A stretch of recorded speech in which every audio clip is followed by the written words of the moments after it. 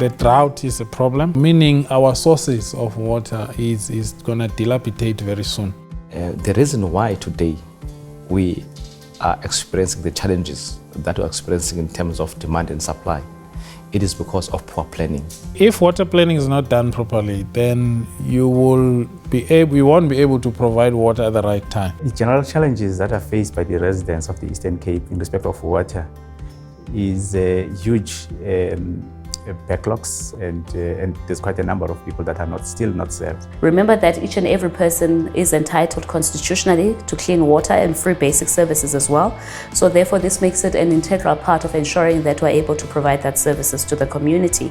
Part of our challenges is then the climate change impact and the drought impact. So you need to be able to anticipate where the water sources are. Water governance is essentially about decision making, the appropriate decision making, and the appropriate processes to follow to ensure that the citizens have water.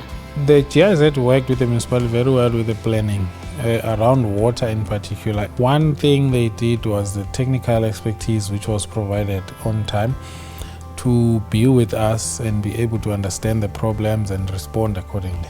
There was a study that was conducted focusing mainly on the water governance. After the analysis, obviously, the report had the recommendations which had to be implemented. Hence, we are today crafting a water services master plan for water. We developed what we call a water conservation and demand management plan, because it was not there. So those are the governance documents that Amateur District Municipality did not have before, but we are a water services authority.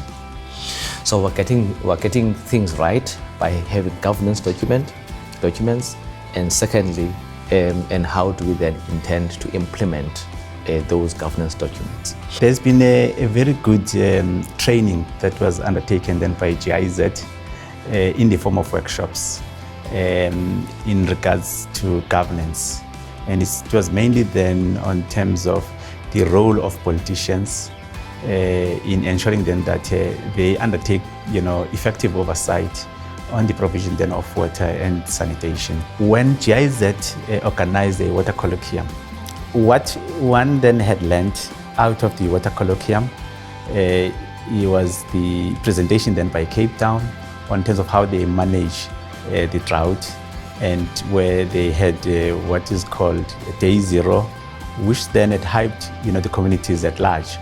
And that assisted us as municipalities in terms of how then do you manage crisis in respect then to drought.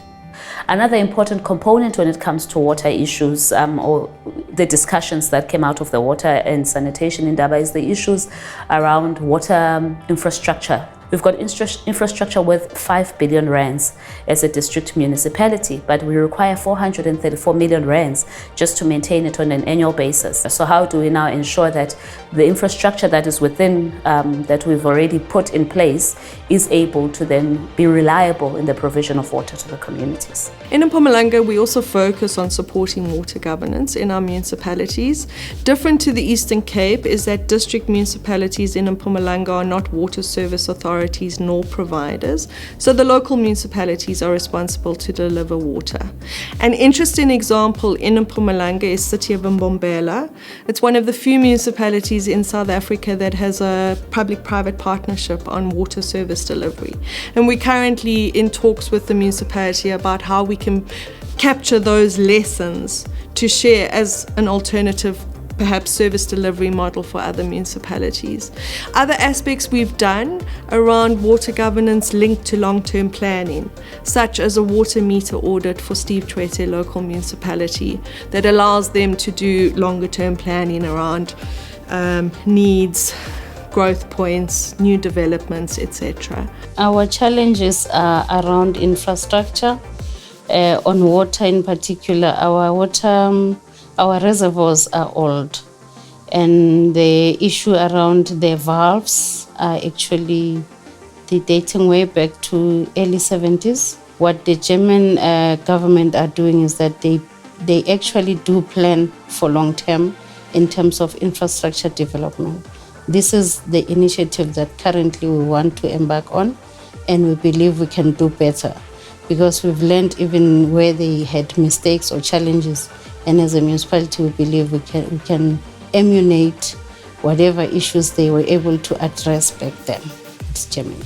We were lucky to be to have someone seconded to work with us within the municipality, and that has made it easy for us to because he is able to provide us with immediate advice, with facilitating some of our meetings, and provide the necessary support in terms of the technical expertise. The next step for Amateur District Municipality in terms of water governance going forward is firstly then to ensure then that as a district municipality, it builds up sustainable resources in the form of obviously planning, to ensure then that it does not find itself in the position then it has found itself in currently on terms of issues of drought.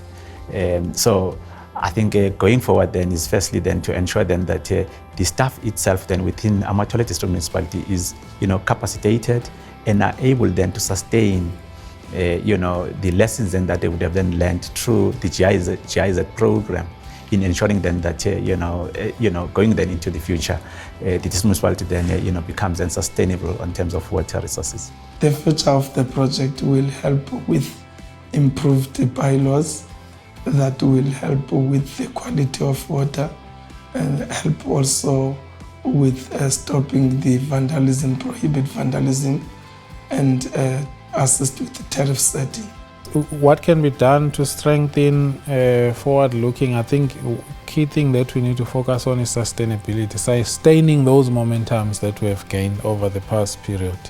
For future, I would want to run the municipality, the water services as a business, and be able to collect revenue that will be able to plow back in terms of refurbishing infrastructure and ensuring continued water supply.